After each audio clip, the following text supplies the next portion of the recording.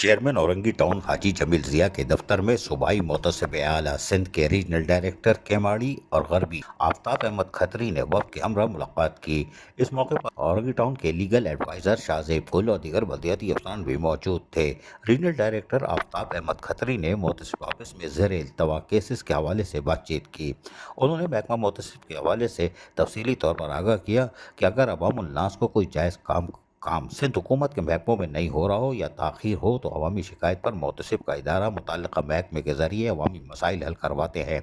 अवामुन्नास में अपनी शिकायत तहरीरी तौर पर या ऑनलाइन दर्ज करवा सकते हैं ताकि इनके मौसर और बर वक्त हल को मुमकिन बनाया जा सके। चेयरमैन औरंगी टाउन हाजी जमील जिया ने इस मौके पर औरंगी की मौजूदा माली सूरत हाल पर भी रोशनी डाली।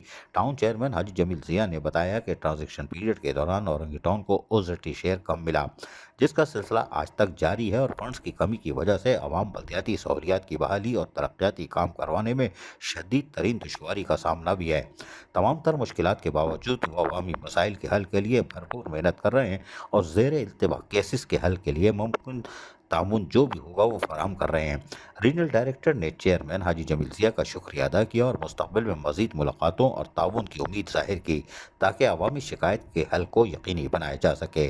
उन्होंने मज़ीद कहा कि मोहतसिब ऑफिस एक आसान और आवाम दोस्त निज़ाम है जहाँ कोई भी शहरी अपनी शिकायत दर्ज करवा सकता है और इनका हल मुमकिन बनाया जा सकता है। अजीज़ आरिफ, KBS बल्दियाती न्यूज़ कराची। ऐसी ही खूबसूरत वीडियोस फ्यूचर में हासिल करने के लिए रेड बटन पर क्लिक करके और बेल आइकॉन को प्रेस करके हम सबके सब्सक्राइबर बनना मत भूलिए।